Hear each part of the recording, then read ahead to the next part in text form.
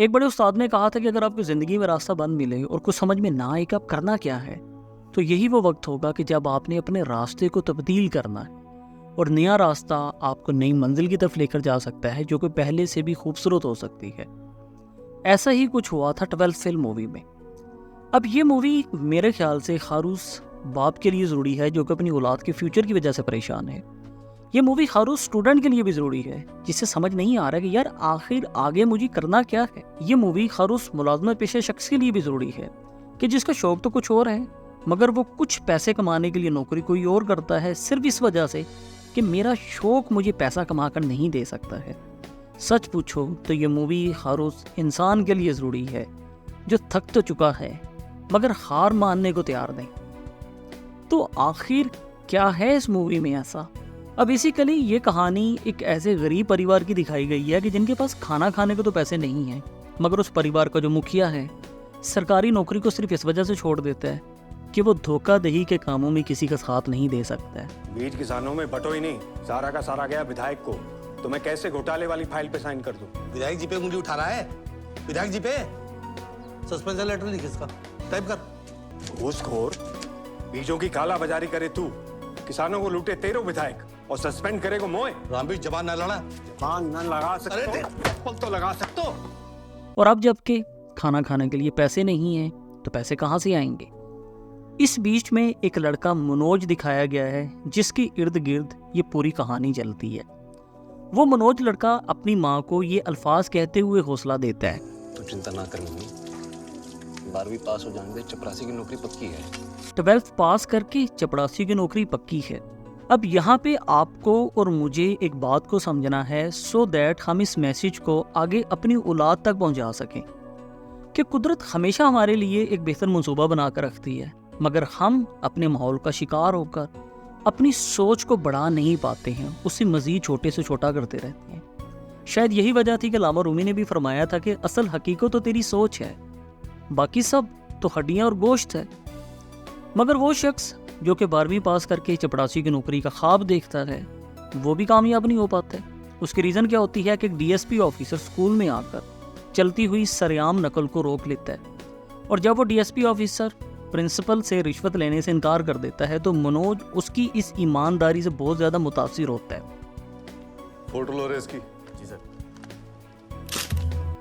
क्योंकि वो एक ईमानदारी की जो सूरत है अपने बाप में देख चुका था और वो इस वक्त ईमानदारी को बड़ी ही कोई फजूल चीज़ समझने लग जाते हैं। मगर जब वो वही ईमानदारी डीएसपी ऑफिसर में देखता है तो वो उससे पूछता है कि अगर मैं भी आप जैसा बनना चाहता हूँ तो मुझे क्या करना होगा? सर मैं आप जैसा बनना चाहता हूँ सर। कैसे बनूंगा सर? चीटिंग छोड़नी होगी बस। चीटिंग छोड़नी होगी बस। ये बात उसके जहन में इतनी शिद्दत से बस जाती है कि अगले साल फिर से 12वीं का इम्तहान होता है। तमाम लड़के फर्स्ट डिवीज़न में पास होते हैं, मगर अकेला मनोज 3rd डिवीज़न में पास होकर भी उन तमाम लड़कों से ज़्यादा खुश है। रीज़न, तमाम लड़के नकल करके पास होते हैं मगर मनोज उस साल चीटिंग नहीं करता है। और इसी तरह अगले 3 साल लगातार मेहनत करके मनोज अपना बीए क्लियर कर लेता। अब यहाँ पे मेरे भाइयों एक ट्विस्ट है। असल में ये ट्विस्ट उस फिल्म में नहीं है, ये ट्विस्ट आपकी और मेरी ज़िंदगी में आता है। अब जब वो अपना बीए क्लियर कर चुका है, अब उसका ख्वाब है कि मैंने एक डीएसपी ऑफिसर बनना है, किस अदारे से जाकर बनना है, कहाँ पे जाके पढ़ाई होगी, ऐसा वैसा कुछ भी नहीं जानता है। आप लोगों के साथ ये एक एक्सपीरियंस रहा होगा कि जो शख्स जितना ज़्यादा सीधा होता है उसके साथ धोखा भी उसी लेवल पे हो जाता है। इसी तरीक़ाकार से मनोज के साथ में एक बहुत ही सुशील और एक सुंदर दिखने वाली औरत बैठी थी जिसके ऊपर मनोज बहुत ज़्यादा एतबार कर लेता है, और वही औरत उसका बैग चुरा लेती है जिसमें मनोज के पैसे थे, मनोज के कपड़े थे, और इस वक्त मनोज बिल्कुल खाली हाथ हो चुका है। और जब वो कोचिंग सेंटर पहुंचता है वहां जाकर उसे पता लगता है कि भाई सरकार ने तो 3 साल के लिए भर्ती रोक दी है। अरे ऐसा कैसे कर सकती है सरकार? सरकार है, कुछ भी कर सकती है।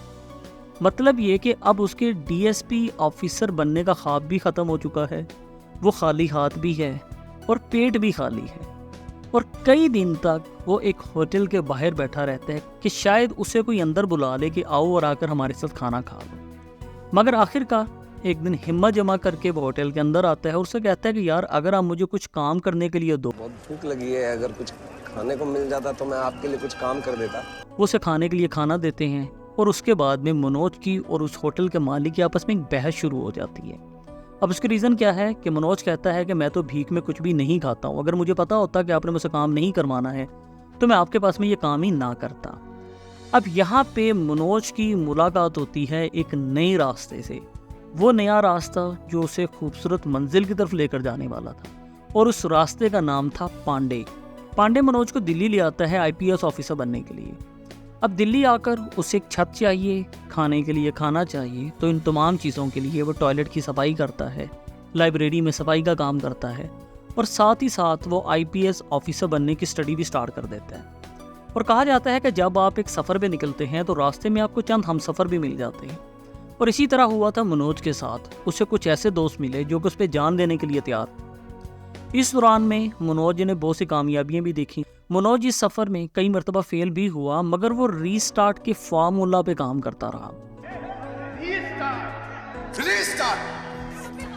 और वो इस बात को समझ चुका था कि इंसान को अगर कोई चीज़ हरा सकती है तो वो खुद इंसान ही है। मगर दिन रात की मेहनत के बाद भी वो अपने मेन एग्ज़ाम में फेल हो जाता है, और इस वक्त वो इतना टूट जाता है कि वो अगली कोशिश करने के लिए भी खुद में ताकत को महसूस नहीं करता है, क्योंकि वो दिन भर आटा पीसने के लिए चक्की पे काम करता था और सिर्फ रात को पढ़ता था। अब उसके पास सिर्फ एक आखिरी मौका था अपना मेन एग्ज़ाम पास करने के लिए, मगर इस वक्त वो हिम्मत हार चुका था। अब उसे एक ऐसी ताकत की ज़रूरत थी जो कि उसके तन बदन में आग लगा दे। कहा जाता है कि इंसान की ज़िंदगी में एक ऐसे शख्स का होना भी ज़रूरी है कि जिससे वो इतना प्यार करता हो कि उसके चंद अल्फाज ही उसके जीने की वजह बन जाएं। तुमने कहा था ना उस दिन कि तुम दुनिया पलट दोगे अगर मैं कह दूं I love you. Manoj, I love you. अब जाओ, पलट दो दुनिया। और मनोज के साथ भी कुछ ऐसा ही हुआ। मनोज के दोस्तों ने उसका खर्च उठाने की जिम्मेदारी ले ली। उसने चक्की में काम करना छोड़ दिया और 20 घंटे तक पढ़ाई करने लगा और सिर्फ 4 घंटे सोता था, और इसी मेहनत के साथ में उसका मेन एग्ज़ाम क्लियर हो गया। वो बहुत ज़्यादा खुश था, मगर अभी भी एक आखिरी इम्तहान बाकी था। वो था उसे अपना इंटरव्यू पास करना। और वो दिन भी आ गया कि जब उसे इंटरव्यू रूम में जाना था, मगर एक बात जो उसे अंदर ही अंदर खाई जा रही थी, वो एक मर्तबा 12वीं क्लास में चीटिंग करता हुआ पकड़ा गया था और उसी की वजह से वो फेल भी हो चुका था, और उसे ये बात अपने इंटरव्यू में छुपानी थी। इसलिए अंदर गलती से भी मत बोल दी हो कि फेल हो गया था। मगर उसने तो एक सबक याद किया हुआ था कि अगर मुझे आगे बढ़ना है तो मुझे चीटिंग छोड़नी होगी, मुझे झूठ बोलना छोड़ना होगा। मगर उसका सच बोलना उसे बहुत महंगा पड़ गया। आप 12th में फेल हुए थे? जी सर, फेल हुआ था। अब फेल कैसे हुए?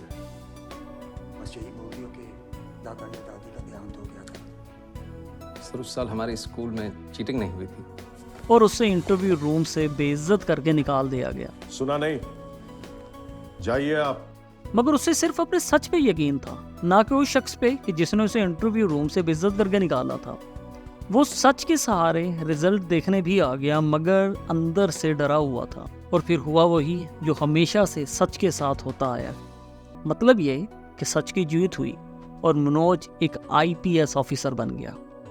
और वो अपनी शादी का पहला कार्ड लेकर उस डीएसपी ऑफिसर के पास गया जिसने बोला था कि चीटिंग छोड़नी होगी। मेरी शादी का पहला इनविटेशन सर। Thank you. आपने मुझे पहचाना नहीं सर। मैं वही लड़का हूं जिसको आपने कहा था कि चीटिंग छोड़नी होगी। मैंने चीटिंग छोड़ दी सर। अगर आप भी यज़म कर चुके हैं कि चीटिंग छोड़ देंगे, हर हालत में सच बोलेंगे, सच सुनेंगे, झूठ का साथ बिल्कुल भी नहीं देंगे, तो हमें वीडियो में कमेंट करके लाजमी बताएं। और अगर वीडियो अच्छी लगी है तो हमारे चैनल को सब्सक्राइब करके हमारे साथ में जुड़ जाएं। मिलते हैं एक नए कंटेंट, एक नई वीडियो, एक नई उम्मीद के साथ। तब तक के लिए मुझे इजाज़त दीजिए। अपना ख्याल रखिए, हंसते मुस्कुराते रहिए, खुशियाँ मनाते रहिए। बहुत शुक्रिया। अल्लाह हाफिज़।